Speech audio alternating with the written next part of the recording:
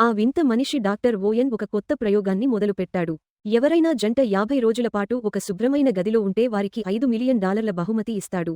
ఒకవేళ వారిలో ఒక్కరు బయటకు వచ్చినా ఆ సొమ్ము $1 మిలియన్ పడిపోతుంది. బయటి ప్రపంచంతో ఎలాంటి సంబంధాలు ఉండవు. వినోదం అసలే ఉండదు. కేవలం ఒకరి తోడు ఒకరు మాత్రమే ఉండాలి.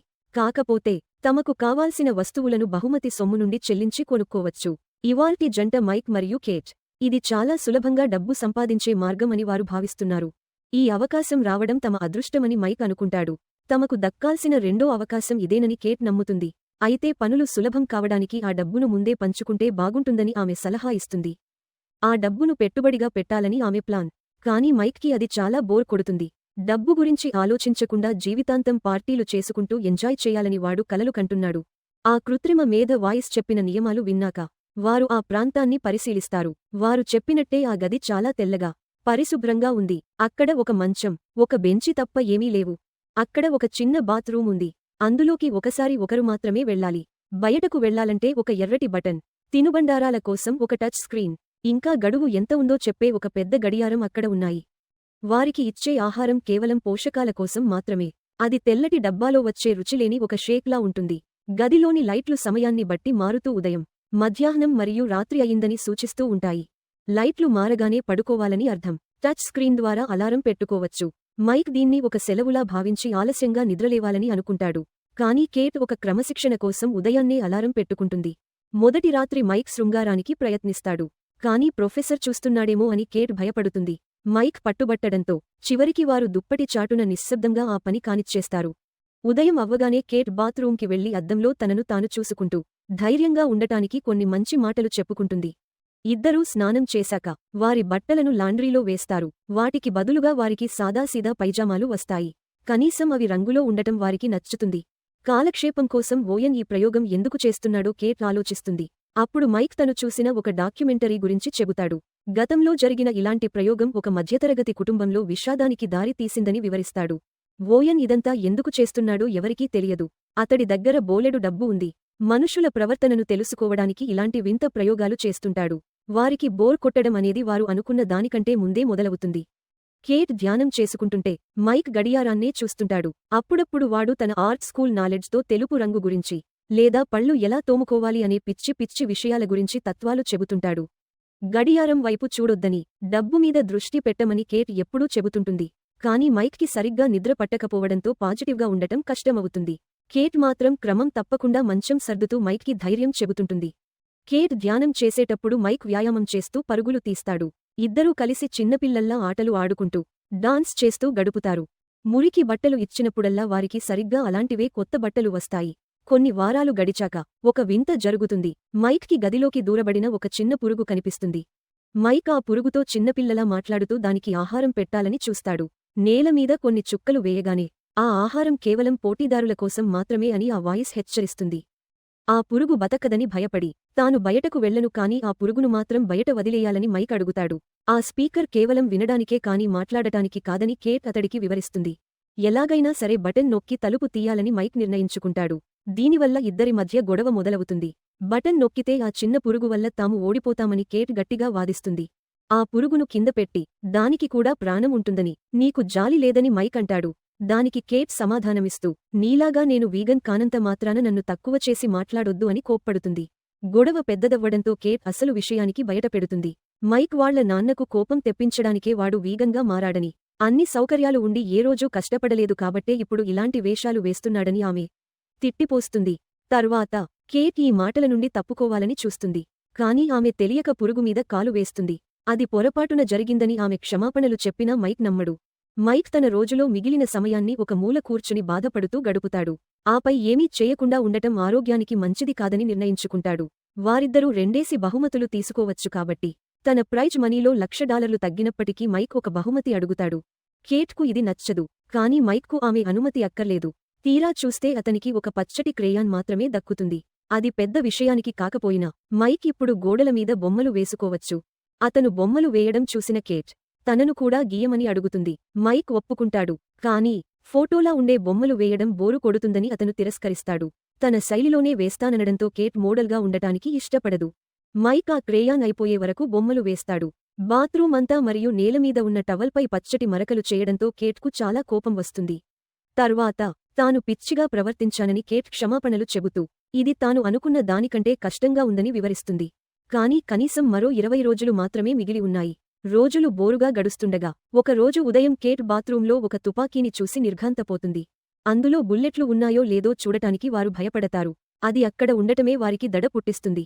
అందుకే దాన్ని మంచం కింద దాచేస్తారు. ఎందుకంటే పనికిరాని వస్తువులను లాండ్రీ షూట్లో వేయకూడదని ఏ నిబంధన విధిస్తుంది. కొంతకాలం తర్వాత వారి కుటుంబ సభ్యులు పంపిన సందేశాలను చూసే కనెక్ట్ టైం వారికి దక్కుతుంది. మైక్ తన చెల్లెలు పంపిన వీడియో చూస్తాడు. ఆమె తల్లిదండ్రుల క్షేమ సమాచారం చెబుతూనే మైక్ మరియు కేట్ విడిపోయారని తాను అనుకుంటున్నట్లు చెబుతుంది. తన చెల్లెలిని చూసి మైక్ సంతోషిస్తాడు. కానీ కేట్కు తన కుటుంబంతో సంబంధం ఇష్టం ఉండదు. తన తండ్రి వీడియో స్క్రీన్ మీద రాగానే ఆమె కంగారుపడుతుంది.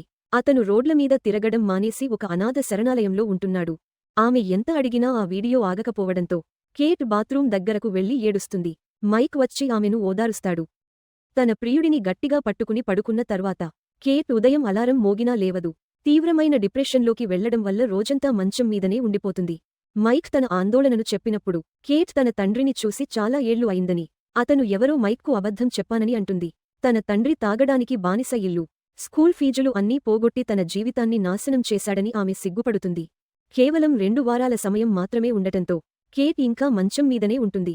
మైక్ మాత్రం తన వేళ్లతో క్రేయాన్ రంగులను అద్ది కొత్త బొమ్మలు వేయడం లేదా బట్టలమీద ఉన్న లేబుల్స్ను రకరకాల ఎమోషన్స్తో చదువుతూ టైం పాస్ చేస్తాడు.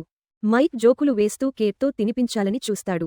కానీ అది సాధ్యం కాదు. అందుకే ఆమెను ఓదార్చడానికి తను కూడా మంచం మీద పడుకుంటాడు. అది కూడా పని చేయదు. మైక్ కొన్నిసార్లు మార్పు కోసం నేలమీద పడుకుంటాడు. ఒక రోజు ఉదయం కేట్ను ఒక బహుమతి తీసుకోమని అతను కోరతాడు. కానీ డబ్బు పోతుందని ఆమె నిరాకరిస్తుంది. విసుగు చెందిన మైక్ ఇక తన వల్ల కాదని అనడంతో కేట్ చివరకు మంచం దిగుతుంది.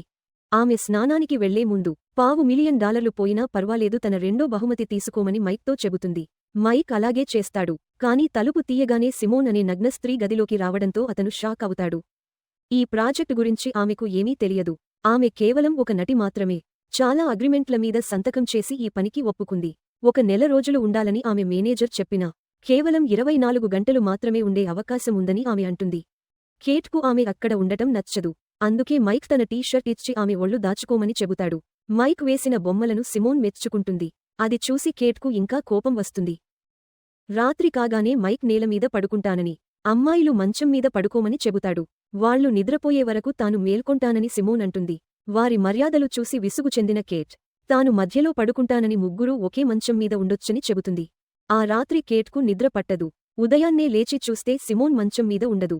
ఆమె వెళ్లిపోయిందని కేట్ అనుకుంటుంది, కానీ ఆమె బాత్రూంలో ఉంటుంది. ఇక భరించలేక కేట్ ఒక బహుమతి కోరుతుంది. ఆమెకు 3 క్యాండీలు ఉన్న చిన్న బాక్స్ వస్తుంది. కేట్ వెంటనే ఒకటి తిని సిమోన్కు ఇస్తుంది. మైక్ మాత్రం చాలాసేపు ఆలోచించి చివరకు ఒకటి తీసుకుంటాడు. ఆ ముగ్గురూ గదిలో డాన్సులు చేస్తూ పిచ్చిగా గెంతుతారు. ఒకరినొకరు ముద్దులు కూడా పెట్టుకుంటారు. అయితే కాసేపటి తర్వాత మైక్ ఒక రకమైన మత్తులోకి వెళ్లిపోయి చుట్టూ రక్తాన్ని చూస్తూ నీళ్లలో తన తమ్ముడితో కలిసి మునిగిపోతున్నట్లు కల కంటూ భయపడి గట్టిగా కేకలు వేస్తాడు. ఆ మహిళలు మైక్ని మామూలు స్థితికి తెస్తారు. కానీ అతను ఇంకా కంగారుపడుతూ సీన్ గురించి, నీళ్లలో మునిగిపోవడం గురించి ఏదో చెబుతూ వెళ్లిపోతానంటాడు. కేట్ అతన్ని బలవంతంగా పడకపైకి తీసుకెళ్లి అతను నిద్రపోయే వరకు ఓదారుస్తుంది. ఆ తర్వాత మైక్ దేని గురించి మాట్లాడుతున్నాడని సిమోన్ అడగ్గా మైక్ తమ్ముడు సీన్ వారి ఇంటి పూల్లో మునిగిపోయాడని కేట్ చెబుతుంది. మైక్ అతన్ని చూసుకోవాల్సిన సమయంలో ఇది జరగడం వల్ల అతను ఇప్పటికీ అపరాధ భావంతో బాధపడుతుంటాడు. అది జరిగినప్పుడు మైక్ మత్తులో ఉన్నాడు. అందుకే అతను ఇక్కడ ఆ క్యాండీ తీసుకోవడానికి ఇష్టపడలేదు. వారిద్దరూ ఎలా కలుసుకున్నారని షిమ్యూన్ అడగ్గా, ఒక వర్షం పడే రోజున తన దగ్గర గొడుగు లేనప్పుడు మైక్ తన దగ్గరికి వచ్చి నీమీద ఒక్క వాన చినుకు కూడా పడకుండా నేను పట్టుకుంటాను అని చెప్పిన విషయాన్ని కేట్ గుర్తు చేసుకుంటుంది. మైక్ నిద్రలేచాక సిమోన్ తన చిన్నతనంలోనే తల్లిని కోల్పోయానని చెప్పి వారిద్దరూ తమ బాధల గురించి పంచుకుంటారు. సిమోన్ మైక్ను ఓదార్చడానికి అతని చేయి పట్టుకుంటుంది. అది చూసిన కేట్ తన ప్రియుడిని సిమోన్ దొంగిలిస్తుందని భయపడి గొడవ చేస్తుంది. కేట్ తన అభద్రతాభావం వల్ల ఇలా ప్రవర్తిస్తోందని సిమోన్ ఎదురుదాడి చేయడంతో గొడవ పెద్దదవుతుంది. మైక్ వారిని ఆపమని అరిచి అక్కడి నుండి వెళ్లిపోతాడు. అప్పుడు కేట్ తాను చూసింది తప్పేమోనని క్షమాపణ అడుగుతుంది. కాని సిమోన్ మాత్రం మంట పెట్టేలా అవును, నువ్వు చూసింది నిజమేనేమో అని అంటుంది. మరుసటి రోజు ఉదయం మైక్ ఆరోగ్యం బాగోలేదు. కానీ కేట్ మాత్రం వేరే విషయాలపై దృష్టి పెడుతుంది. సిమోన్ వెళ్లిపోయింది. కానీ గోడపై గ్రీన్ క్రేయాన్తో మైక్కి థాంక్స్ చెబుతూ ఒక మెసేజ్ రాసి ఉంటుంది. అది చూసి కేట్ రెచ్చిపోతుంది. మైక్ తాను ఏ తప్పూ చేయలేదని, గన్లాగే ఈ గది తనతో ఆడుకుంటోందని చెబుతున్నా వినదు. కోపంలో కేట్ మైక్ను కిందకు నెట్టేయడంతో అతని తలకి దెబ్బ తగిలి రక్తం వస్తుంది. మైక్ ఆమెకు దూరంగా జరిగి తను న్యూయార్క్ వెళ్లినప్పుడు కూడా తాను ఎప్పుడూ మోసం చేయలేదని గుర్తుచేస్తాడు. ఆమె కోసం ధనవంతులైన స్నేహితులను వదిలేశానని, ఆమె డిప్రెషన్లో ఉన్నప్పుడు తోడుగా ఉండటానికి కాలేజీ కూడా మానేశానని, కానీ తనకు దక్కింది కేవలం ఈ అసూయ మాత్రమేనని అంటాడు. కేట్ ఏడుస్తూ క్షమాపణలు చెబుతుంది. కానీ గాయం వల్ల మైక్కి కళ్ళు తిరగడంతో మాటలు ఆగిపోతాయి. డాక్టర్ కావాలని అతను అడిగినా కేట్ మాత్రం షేక్స్ తాగమని ఇచ్చి గాయానికి ఒక టవల్ కడుతుంది. ఒప్పందం ప్రకారం మెడికల్ హెల్ప్ తీసుకోవడానికి వీల్లేదని ఆమె మైక్కి గుర్తు చేస్తుంది. కేట్ మాటలకు మైక్ షాక్ అవుతాడు. అసలు ఆమెకు తన మీద ప్రేమ ఉందా లేదా అని అనుమానిస్తాడు. ఆ గాయం చిన్నదే కావడంతో రక్తం ఆగిపోతుంది. కానీ ఒకవేళ పెద్ద గాయం అయుంటే కేట్ తనని డబ్బు కోసం అలాగే వదిలేసేదేమో అని అతను భయపడతాడు. ఈ గది తమని ఎంతలా మార్చేసిందో తెలుసుకున్న మైక్ డబ్బు తమ సమస్యలను తీర్చలేదని గ్రహించి అక్కడి నుండి వెళ్లిపోవాలని నిర్ణయించుకుంటాడు. కేట్ను కూడా రమ్మని పిలుస్తాడు. కానీ కేట్ నిరాకరిస్తుంది. నీకు డబ్బు ఉంది కాబట్టి ఇలా మాట్లాడుతున్నావని అంటూ గంతీసి అతన్ని భయపెడుతుంది. అయినా మైక్ పట్టించుకోకుండా బటన్ నొక్కి గెలుపుకు కొద్ది రోజుల ముందే గది నుండి బయటకు వచ్చేస్తాడు. మైక్ వెళ్లిపోయాక కేట్ చాలా ఇబ్బంది పడుతుంది. కానీ గోడమీద ఉన్న వాన చినుకు బొమ్మ చూసి ఆమె కూడా బటన్ దగ్గరికి వెళ్లి ఇంకా 2 రోజులే ఉంది కదా అని ఆలోచిస్తుంది. కొన్ని నెలల తర్వాత ఒంటరిగా ఉన్న మైక్ రన్నింగ్ చేస్తూ కేట్ను చూస్తాడు. ఆ గది నుండి వచ్చాక వాళ్లు మళ్లీ కలవలేదు. కాసేపు మాట్లాడుకుందామని వెళ్తారు. కానీ నువ్వు గెలిచి వచ్చావా లేదా అని మైక్ అడిగితే కేట్ సమాధానం దాటేస్తుంది. కనీసం జరిగిన దానికి ఆమె క్షమాపణ చెబుతుంది. వారు వెళ్తుండగా ఆ బిల్డింగ్ ఒక అనాథ శరణాలయం అని, ఎవరో గుర్తు తెలియని వ్యక్తి ఇచ్చిన విరాళం వల్లే అక్కడ కొత్త వంటగది నిర్మించారని ఒక బోర్డు కనిపిస్తుంది. ఈలోగా ఆ శుభ్రమైన గదిలోకి ఈ సవాలును స్వీకరించడానికి ఒక కొత్త జంట ప్రవేశించి తమ ప్రయాణాన్ని మొదలుపెడతారు.